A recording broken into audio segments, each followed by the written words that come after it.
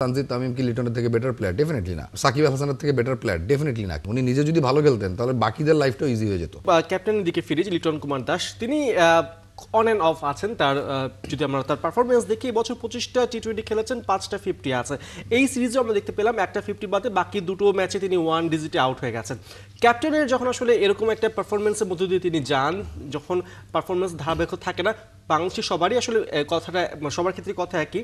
তারপরেও ক্যাপ্টেনের আসলে এই ধরনের পারফরমেন্স তার নিজের পারফরমেন্সে কতটা প্রভাব ফেলবে বিশ্বকাপে, বা এবং গোটা টিমের উপর কি ইম্প্যাক্ট পড়তে পারে? দেখেন, লিটন বাংলাদেশের টি-20 ইতিহাসে সবচেয়ে বেশি 50 করেছেন।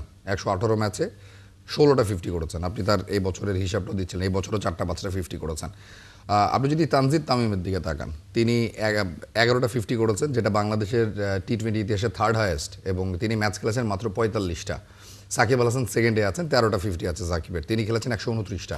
সো আপনি লিটন এবং সাকিবকে যদি কম্পেয়ার করেন উইথ তানজিদ তামিম, তখন দেখবেন যে 100-র উপরে ম্যাচ খেলে এদের 16টা বা 13টা 50-র তুলনায় তানজিদ তামিমের 45 ইনিংস এবং এর মধ্যে 11টাই 50। মানে এটা কিন্তু রেশিও বুঝিয়ে দেয় যে আপনার সেলফ বিলিফটা কত। আপনি যদি আমাকে এখনই বলেন যে তানজিদ তামিম কি লিটনের থেকে বেটার প্লেয়ার? ডেফিনেটলি না। সাকিব আল হাসানের থেকে বেটার প্লেয়ার? ডেফিনেটলি না। কিন্তু পরিসংখ্যানে বেটার প্লেয়ার কেন? তানজিদ তামিমের সেলফ বিলিভ রয়েছে। এ বছর 41টা ছক্কা মেরেছেন তানজিদ তামিম।